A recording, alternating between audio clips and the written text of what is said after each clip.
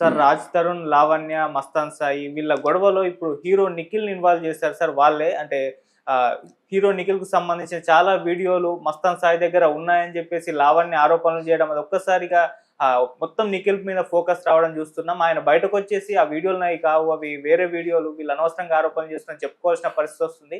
మరి దీనిపైన మీ opinion sir, మీరే విధంగా చూస్తారు దీన్ని? ఇది వెరీ కాంప్లెక్స్ ఇష్యూ. నేను ఇంతకుముందు కూడా చెప్పాను. యాక్చువల్గా ఈ అమ్మాయి లావణ్య, ఈ రాజ్ తరుణ్ నన్ను మోసం చేశాడు, 7 ఏళ్ళు నాతో కలిసి కాపురం చేశాడు, తర్వాత వదిలేశాడు అనేది ప్రధానమైన డిమాండ్. అయితే ఈ ఇష్యూలోకి రాజ్ తరుణ్ బ్యాటిల్ అది. రాజ్ తరుణ్ బ్యాటిల్ రాజ్ తరుణ్ చేసుకుంటాడు. కానీ మధ్యలో అనవసరంగా ఇద్దరు ఎంటర్ అయ్యారు. ఫస్ట్ ఎంటర్ అయిందేమో అతను శేఖర్ భాష ఎంటర్ అయ్యి శేఖర్ భాష యుద్ధం చేస్తే అదొక పద్ధతి. మళ్ళీ ఒక యుద్ధంలో దిగినాక సపోర్ట్ సిస్టమ్స్ కావాలి కదా. ఈ సాయిని శేఖర్ భాష ప్రవేశపెట్టాడు, మస్తాన్ సాయి ఎంటర్ అయ్యాడు. దాంతో ఈ అమ్మాయి ఏం చేసింది, రాజ్ తరుణ్ కంటే కూడా వీళ్ళే మెయిన్ ఎనిమీస్ లాగా ఈ అమ్మాయికి డిక్లేర్ చేసుకుంది. ఈ అమ్మాయికి కొంత ఎనర్జీస్ చాలా స్ట్రాంగ్ ఉన్నాయి. అమ్మాయికి సర్కిల్ ఉంది, ఇటు పోలీసుల్లో అమ్మాయికి సర్కిల్ ఉంది, కారణాలు ఏదన్నా, ఇటు మీడియాలో కూడా అమ్మాయికి సర్కిల్ ఉంది. దాంతో అమ్మాయి మ్యానిపులేట్ చేయగలిగింది. రెండోది మరి డ్రగ్ బ్యాచ్లతో కూడా అమ్మాయికి ఏమైనా పరిచయాలు ఉన్నాయో తెలియదు. ఏదేమైనా వీళ్ళిద్దరిని మాత్రం అమ్మాయి ఆడుకుంటూ ఉంది, శేఖర్ భాషని అండ్ మస్తాన్ సాయిని. ఇలాగా ఈ అమ్మాయి ఏం చేసిందంటే మస్తాన్ సాయి ఇంటి మీదకి వెళ్ళి మస్తాన్ సాయి దగ్గర ఉన్న ఒక హార్డ్ డిస్క్ ఈ అమ్మాయి పట్టుకొచ్చింది. ఎందుకంటే తన సాక్ష్యాలంతా వీళ్ళిద్దరి దగ్గర ఉన్నాయి, వీళ్ళు భయపెడుతున్నారు, నీ బయట పెడతాను. ఎందుకంటే ఈ అమ్మాయికి కూడా ఒకరితో అఫేర్ ఉన్నట్టు కనబడట్లేదు. ఆ వీడియోలు చూస్తే వేరే వాళ్ళతో కూడా ఈ అమ్మాయికి అఫేర్లు ఉంది. ఇవాళ కామన్ చాలామంది అమ్మాయిలకి టిపికల్గా ఒక మాదిరిగా అందంగా ఉన్న అమ్మాయిలకి కనీసం మోర్ దాన్ 1 గైతో అఫేర్లు ఉండడం అనేది కామన్. ఒక్కోసారి వన్ ఆఫ్టర్ 1తో ఉంటారు, ఒకరితో బ్రేకప్ అయినాక ఉంటారు. కొంతమంది మల్టీగా ఉంటారు, మల్టీ ట్రాక్ నడుపుతూ ఉంటారు. సో ఒకేసారి 3, 4తో కూడా అఫేర్లు నడిపే అమ్మాయిలు బోల్డ్ మంది ఉన్నారు, అబ్బాయిలు కూడా ఉన్నారు. నేను అబ్బాయిలు లేరని చెప్పట్లేదు, ఇక్కడ అమ్మాయి గురించి చెప్పేటప్పుడు అమ్మాయి గురించి చెప్తున్నా. సో అబ్బాయిలు ఎప్పటి నుంచో చేసేదే ఇప్పుడు అమ్మాయిలు కూడా చేస్తున్నారు. అబ్బాయిలు చిన్నప్పటి నుంచి నేను చూస్తున్నా, అబ్బాయిలు కూడా మల్టిపుల్గా పేర్లు పెట్టుకున్న వాళ్ళు బోల్డ్ మంది ఉన్నారు. అప్పట్లో అంత తక్కువ ఉండేది, ఇప్పుడు పెరిగింది యాక్చువల్గా. ఎందుకంటే స్కోప్ పెరిగింది, రకరకాల కారణాలు. సో ఈ కేసులు ఇప్పుడు ఏమైంది, ఈ అమ్మాయి ఏంటంటే దాని ఏమంటారు, వెనుదిరగకుండా యుద్ధం చేస్తుంది వాళ్ళ మీద. సో వాళ్ళని ఇప్పుడు శేఖర్ భాషని కేసులు పెట్టి ఇరికిచ్చేసింది, ఇటు సాయిని ఇరికిచ్చింది. అక్కడితో ఉంటే ఓకే. ఇదేమైందంటే ఇప్పుడు ఈ అమ్మాయి బలాన్ని పెంచుకోవడానికో లేకపోతే కొంత మనకి శ్రీరెడ్డి గుర్తొస్తుంది కొన్ని విషయాల్లో. ఈ అమ్మాయి అందరి మీద ఆరోపణలు చేయడం మొదలుపెట్టింది. దీంట్లో సినిమా వాళ్ళ వీడియోలు ఉన్నాయని చెప్పింది. అసలు ఈ అమ్మాయి చేసిందే తప్పు. నువ్వు వెళ్ళి ఒక ప్రైవేట్ ప్రాపర్టీలోకి వెళ్ళి అతని పర్సనల్ హార్డ్ డిస్క్, అతనేమన్నా పబ్లిక్ దీంట్లో పెట్టాడా, అతను హార్డ్ డిస్క్లో ఏమున్నాయనేది నన్ ఆఫ్ హర్ బిజినెస్. ఆ అమ్మాయి ప్రతి ఒక్కరి దగ్గర మన దగ్గర ఉండాల్సిన అవసరం ఏముంది, మన సెల్లో ఓపెన్ చేస్తేనే వేల పోర్న్ వీడియోలు వచ్చేస్తాయి. నీ దగ్గర సెల్ ఉందంటే నీ దగ్గర పోర్న్ వీడియోలు ఉన్నట్టే లెక్క. అది నీ హార్డ్ డిస్క్లో ఉందా, క్లౌడ్లో ఉందా అనేది మ్యాటర్ కాదు. నువ్వు అనుకున్నప్పుడు ఇలా కొడితే నీకు పోర్న్ వీడియో ఓపెన్ అవుతుంది. అది ఇండియావా అమెరికావా అన్నీ ఉంటాయి అక్కడ. All genres, all types of porn videos ఉంటాయి. మరి ఉన్నప్పుడు అది నేరం కానప్పుడు హార్డ్ డిస్క్లో దాచుకుంటే నేరమా? నేరం కాదు. ఆ అబ్బాయి ఏదో దాచుకున్నాడు, అది నేరమా? నేరం కాదు. ఏది నేరం అంటే ఆ అబ్బాయి ఏ వీడియోలు పెట్టుకున్నాడు, ఎవరినైనా అమ్మాయిలకి డ్రగ్గులు ఇచ్చో లేకపోతే బెదిరిచ్చో తీసునుంటే ఆ అమ్మాయిలు కంప్లైంట్ చేస్తే అది నేరం. ఎవరైనా చేశారా అబ్బాయి మీద?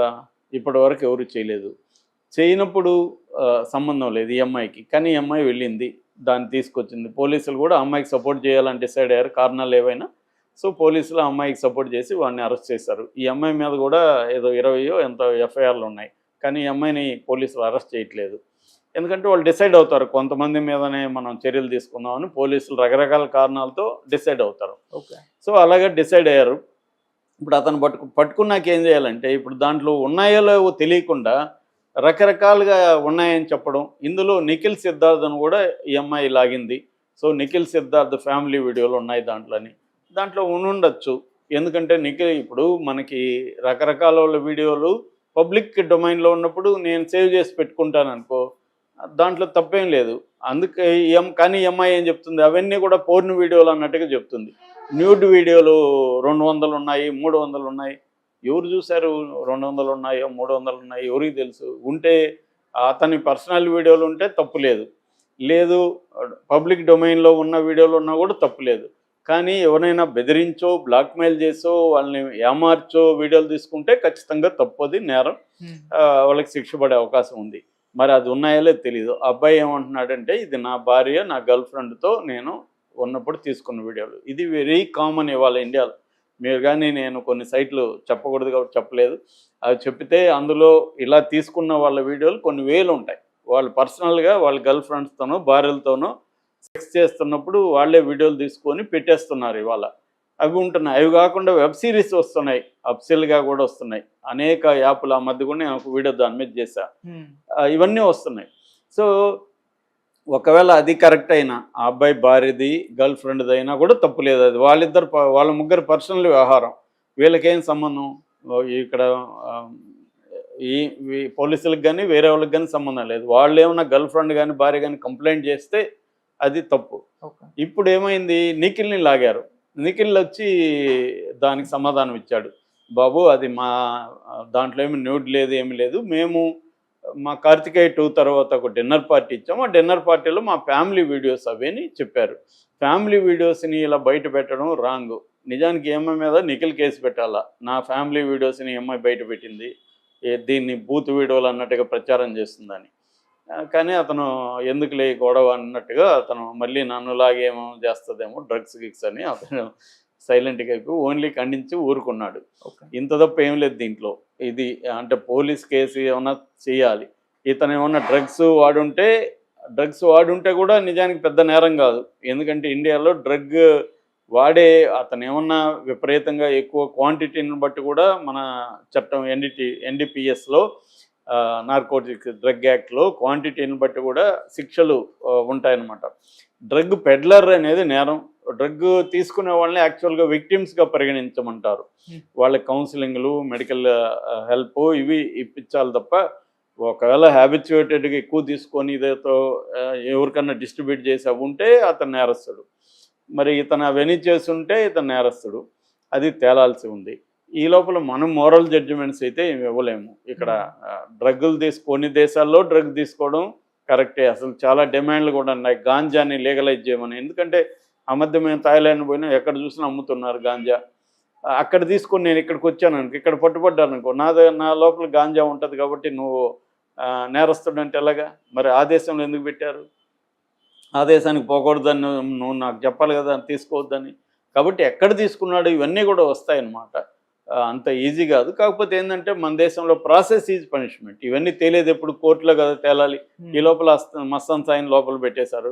శేఖర్ భాష మీద 2-3 కేసులు పెట్టారు. ఇంకెవరో ఒక అమ్మాయి కూడా రంగంలో దిగింది. ఆ అమ్మాయి ఎవరు, స్రష్ట వర్మ కూడా శేఖర్ భాష మీద కేసు పెట్టింది. ఇంకా ఒకసారి పబ్లిక్ దీంట్లోకి వచ్చినాక శేఖర్ భాష నిజానికి అతని బ్యాట్లే కాదు ఇది. అందుకనే నేను చాలామందికి చాలాసార్లు చెప్తుంటా, ఒరే నీ యుద్ధం నువ్వు చేయి, వేరే వాళ్ళ యుద్ధం నువ్వు చేయొద్దని. మనం చాలామందికి ఆతృత ఉంటుంది వేరే వాడి యుద్ధం మనం చేయాలని.